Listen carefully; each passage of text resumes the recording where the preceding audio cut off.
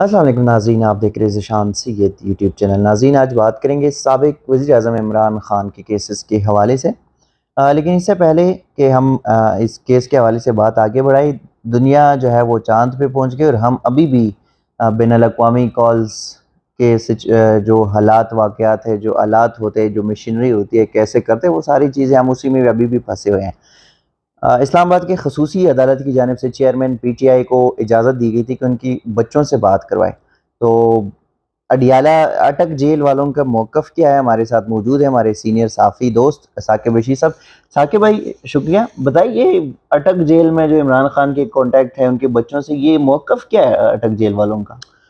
جو پنجاب جو پریزن ہے، جیل حکام ہے پنجاب کے، ان کی جانب سے یہ موقف لیا گیا ہے کہ اٹک جیل میں جو بین الاقوامی کالنگ جو سسٹم ہے یا وہ اس کی سہولت جو ہے وہ موجود نہیں ہے، یہ اڈیالہ جیل اور کوٹ لکھپت جیل میں موجود ہے۔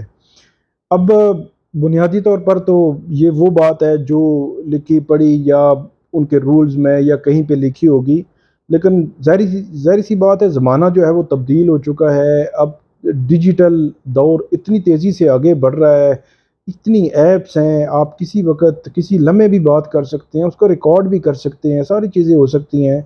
تو اس سارے تناظر میں ایسی بات تو میرا خیال میں مضحکہ خیز جو ہے وہ لگتی ہے کہ آپ کہیں جی وہ کالنگ سسٹم نہیں ہے، مطلب اور کوئی وجہ ہو سکتی ہے، کوئی ریزنیبل کوئی وجہ ہو کہ ہم بات نہیں کرا سکتے، اس کے پیچھے کوئی بدنیتی ہو، کوئی ایسا راز ہو، کوئی چیز ہو جو دوسری طرف جس بندے سے وہ بات کر رہے ہیں ملزم، کہ وہ اس کے ساتھ شیئر کر سکتا ہے، کوئی ایسی ریزن ہو، وہ بندہ دیکھ بھی لیتا ہے۔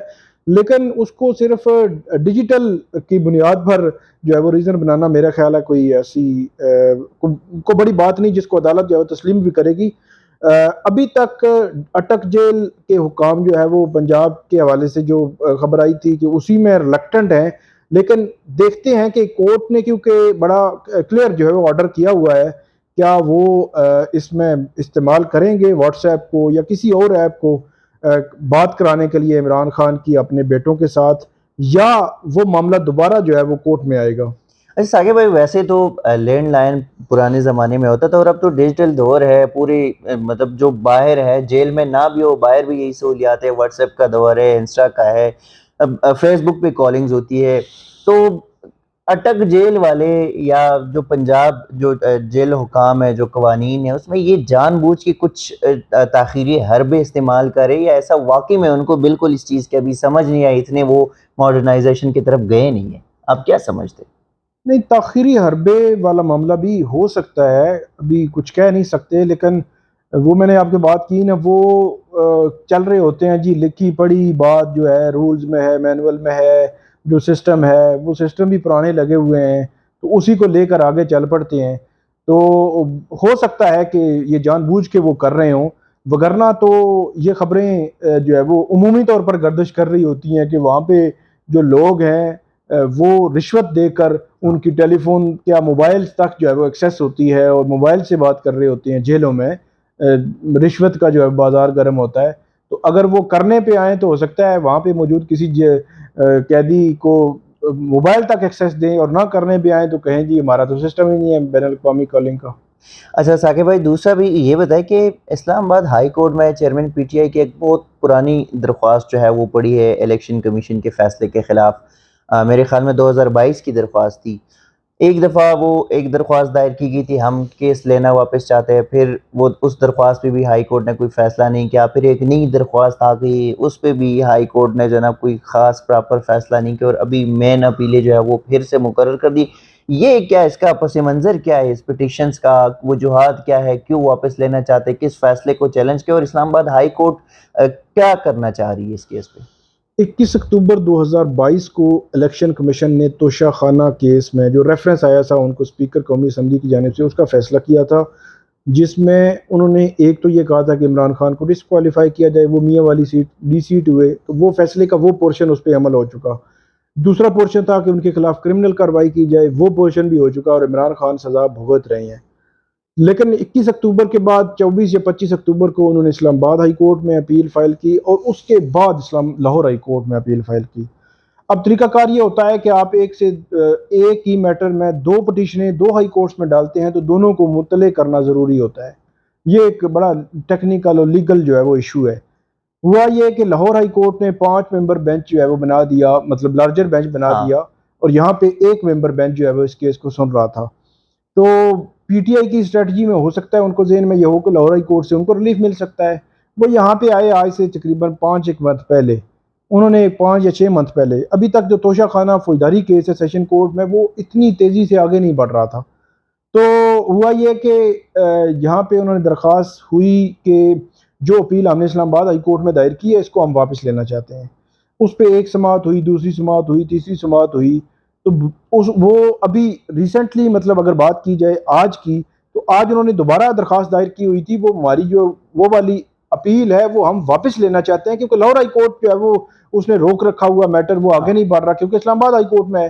تو اب 13 ستمبر کے لیے لگایا ہے. تو پچھلے 3 منتھ میں ہم نے دیکھا کہ وہ اپیل فکس نہیں ہوئی، اور یہ معاملہ 5-6 ماہ سے پینڈنگ ہے. تو اس میں سوال بنیادی طور پر یہ ہے کہ کوئی بھی اپیل، درخواست، پٹیشن کوئی بھی واپس لینا چاہتا ہے تو یہ عدالتی اختیار ہے کہ وہ اس کو واپس لینے دیں یا نہ لینے دیں. مطلب 2 ہی کام کر سکتی ہے نا عدالت اس کو مسترد کر دے یا ان کو منظور کر لے.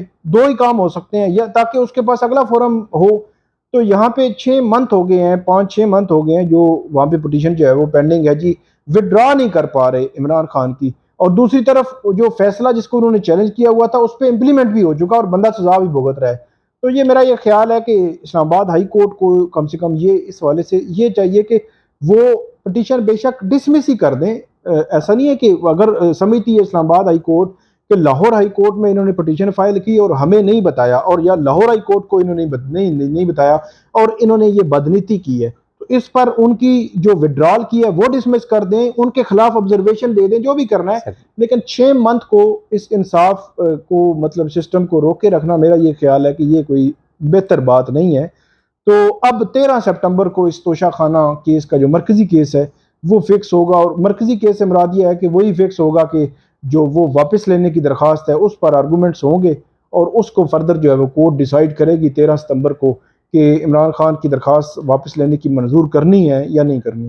ثاقب بھائی، ایک 2 لائن میں بتا دیجیے گا، شاہ محمود قریشی کی بھی آج ضمانت خارج ہو گئی ہے اور وہ ایک مقدمے میں، سائفر والے مقدمے میں آلریڈی جو ہے وہ گرفتار ہے.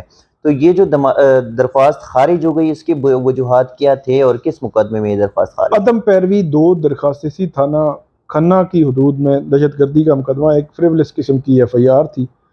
تو کیونکہ اس میں کو ایکیوز کی ضمانتیں ہو چکی ہیں تو شاہ محمود قریشی کی ضمانت کنفرم ہونا کوئی مسئلہ نہیں تھا.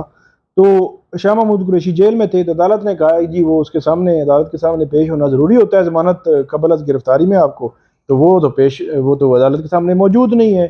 پھر دوسرا سوال یہ تھا کہ ان کو طلب کر لیں. عدالت نے کہا جی ضمانت قبل از گرفتاری میں طلب ہی نہیں ہم کر سکتے، تو ان کی ضمانت خارج کر دی. حالانکہ یہی عدالت ہے یہی جج صاحب ہیں، یہی عدالت ہے جس نے سائفر کیس میں شاہ محمود قریشی کو جوڈیشل پر بھیجا ہوا ہے اور وہ اڈیالہ جیل میں اس وقت موجود ہیں. اس کا بتایا بھی گیا عدالت کو، لیکن عدالت نے دونوں ضمانتیں جو ہے وہ خارج کر دی ہیں.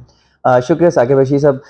ویسے بھی سائفر مقدمے میں شاہ محمود قریشی گرفتار ہے اور اس وقت اڈیالہ جیل میں موجود ہے. یعنی کہ جس طرح عمران خان کے توشہ خانہ کیس میں ضمانت ہو گئی اور پھر سائفر میں گرفتاری اور ان کو جوڈیشل کر دیا گیا، امکان اب یہی ہے کہ شاہ محمود قریشی سائفر میں جب ان کو 2 ستمبر کو اگر امکان یہ ہے کہ ضمانت مل جاتی ہے تو اسی تھانہ اور جو دوسرا مقدمہ ہے ان دونوں میں ان کی گرفتاری دوبارہ ہو سکتی ہے. ناظرین اب تک کے لیے اتنا ہی. اسی قسم کی چیزیں آپ کے ساتھ شیئر کرتے رہیں گے. تب تک کے لیے دیجیے گا اجازت. اللہ حافظ.